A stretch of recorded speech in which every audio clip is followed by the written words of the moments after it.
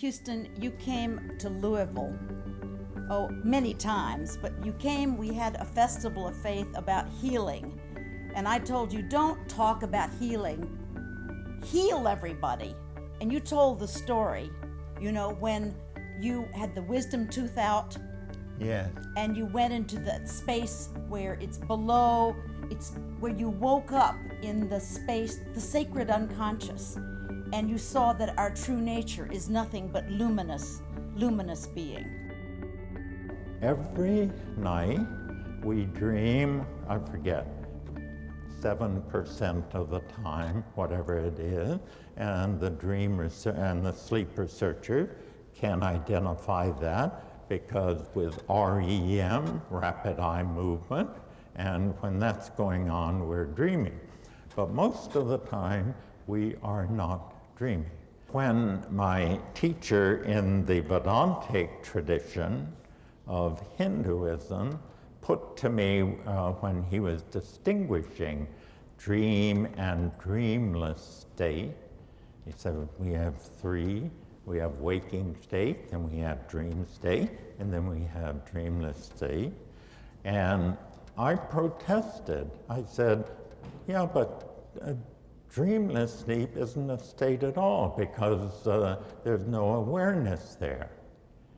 He looked at me shrewdly and said, there isn't? He said, look, let's just go back to dream sleep. How do you realize how difficult it is to recall the dream that you have had the night before? And I had to give it to him on that. So he said, look, the dreaming state is located so much closer to the waking state that if you have that much difficulty remembering your dreams until morning, imagine how much more difficult it will be to remember that dreamless state which lies much, much deeper in the mind than does the organ of the waking state. Well, there it was.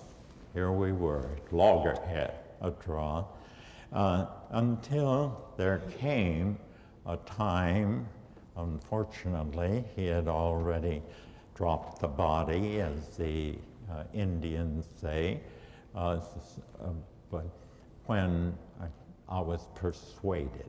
When I went to my dentist, he took a total inventory of my mouth, and he told me, you still have all 4 of your wisdom teeth, and they're sure to give me more trouble in the years ahead than they will give you pleasure. So I recommend that you take them out.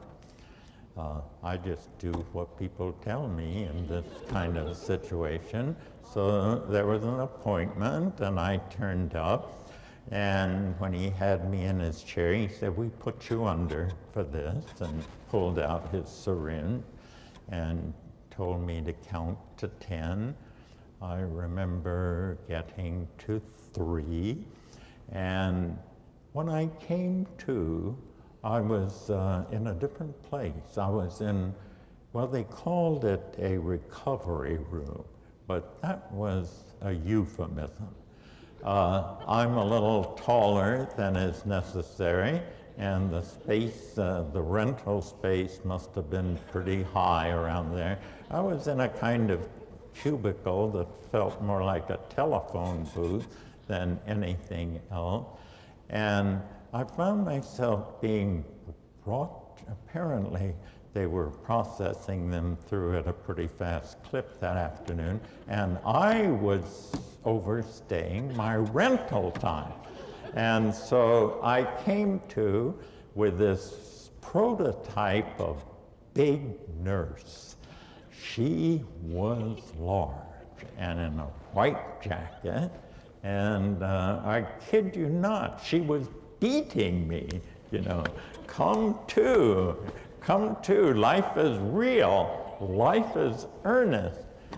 And the first words I heard myself uttering were, it's so beautiful. Bang, bang. It's so beautiful. I told that to my daughter, and she said the same thing happened to her. Only her first words were, I love you. And then realizing she had blurted that out to a total stranger, she was just totally embarrassed by what she had said. And I told another person, a friend, and she said, same thing happened to me. Only my words were, I'm so happy, I'm so happy. Now, let's put those words together. Beauty, love, joy, bliss.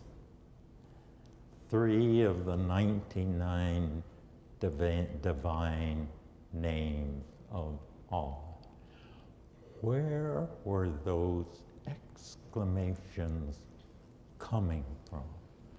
And I remember what my teacher, the revered Swami Satprakashananda, had told me. I ask you to receive what I've just said as a fringe benefit, if you will, of this afternoon.